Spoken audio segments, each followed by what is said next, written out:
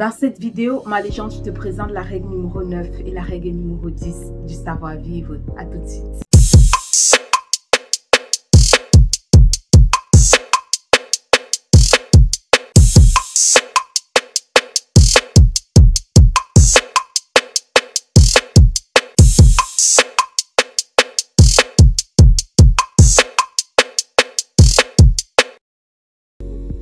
Hello mes légendes, j'espère que vous allez bien. Moi je me porte bien et je suis très heureuse de vous retrouver pour une autre vidéo. Et cette fois-ci, je suis très heureuse de conclure les 10 règles du savoir-vivre. Alors je te présente la règle numéro 9. En 9, il faut respecter les aînés. Oui, il faut respecter les aînés. Il faut respecter ceux qui ont vécu, ceux qui ont l'avance sur nous, sur les choses de la vie. D'accord? L'aîné sera toujours ton aîné. Peu importe si tu montes, tu descends, tu cours, Non, il va rester ton aîné parce qu'il est né avant toi et c'est Dieu qui a voulu cela. Il y a une façon de parler à ton aîné, ma légende, qui est différente de la façon dont tu parles à ton égal et qui est différent également de la façon dont tu parles à ton inférieur. Lorsqu'on s'adresse à un aîné, à quelqu'un qui est supérieur à nous, on le fait avec beaucoup de respect, beaucoup d'admiration et surtout beaucoup de prudence. Quand j'étais petite, mes parents me disaient toujours que un aîné ne ment pas, mais il peut se tromper.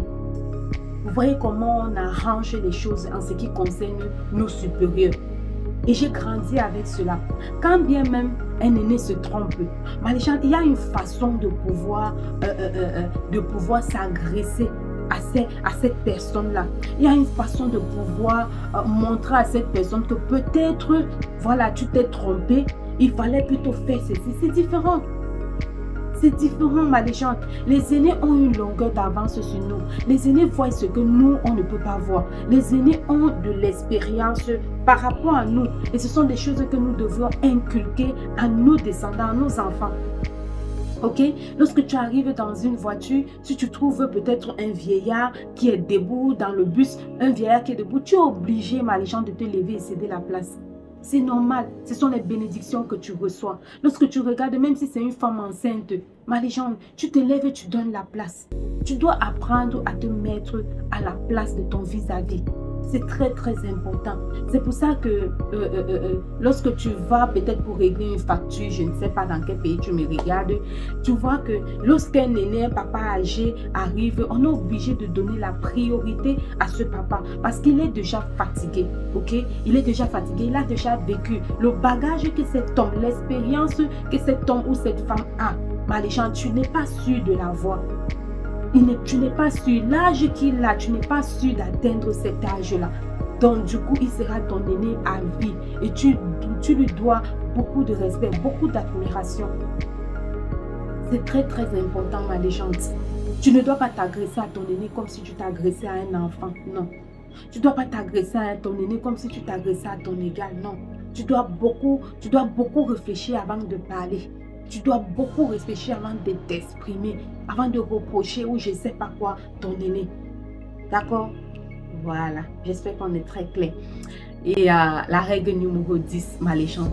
Et cette règle, elle est très capitale. J'espère que tu vas pouvoir m'écouter. La règle numéro 10, il faut toujours s'habiller décemment. Ah oui, il faut toujours, ma légende, s'habiller décemment. Je ne sais pas ce qui se passe aujourd'hui avec les jeunes filles qui s'habillent vulgairement. Oui, je pèse bien mes mots. Elles sont obligées de montrer leur poitrine. Elles sont obligées de montrer leurs jambes, leurs cuisses. Elles sont obligées de montrer une partie de leur corps. Non. Ce vêtement qui montre une partie de ton corps, ma légende, ne te valorise pas. Peut-être tu le fais, tu crois que tu es classe, tu crois que tu es élégante parce que ta poitrine est un peu devant et dehors, parce que peut-être tes cuisses sont un peu dehors, je ne sais pas. Ma légende, tu n'es pas élégante. Je suis désolée, tu n'es pas élégante. Tu n'es pas élégante. Tu dois t'habiller décemment. On dit que l'habit ne fait pas le moine, c'est vrai. Mais le premier signe avec lequel on reconnaît le moine, c'est son vêtement. Alors le vêtement, l'accoutrement a une place très capitale. Ton vêtement peut t'ouvrir les portes. Ton accoutrement, la façon de te vêtir, la manière dont tu es habillé, Maléchante, peut t'ouvrir les portes. Peut pousser les gens à te donner de la considération, de l'admiration et beaucoup de respect. Mais si tu es toujours avec la poitrine dehors, Maléchante, ce qui est sûr, c'est que le vêtement qui laisse ta poitrine dehors, le vêtement qui laisse tes cuisses dehors, ce vêtement va attirer à toi des hommes, ça c'est sûr, ou des femmes, ça c'est sûr. Mais ça ne pourra pas attirer à toi un mari. Ça ne pourra pas attirer à toi des personnes responsables. Ça ne pourra pas attirer à toi des personnes inspirantes, des personnes qui ont de l'impact, des personnes qui savent où elles vont. C'est pour ça qu'il faut toujours s'habiller décemment en toutes circonstances. Maléchante, tu peux être belle, jolie, avec un vêtement qui couvre ton corps. Tu n'es pas obligé de montrer ta poitrine. Tu n'es pas obligé de montrer tes cuisses. Et croire que tu es belle et croire que non. Tu n'es pas obligé. Tu n'es pas obligé. Maléchante, il faut faire la différence. Tu n'es pas obligé de suivre le mouvement quand ce mouvement-là te pousse à perdre tes valeurs. Ok? Voilà, Maléchante. Habille-toi décemment. Sois belle, maquille-toi. Sois belle, classe, jolie. Tu peux l'être sans montrer ta poitrine, sans montrer tes cuisses, sans montrer une partie de ton corps, sans être extravagante. Ok?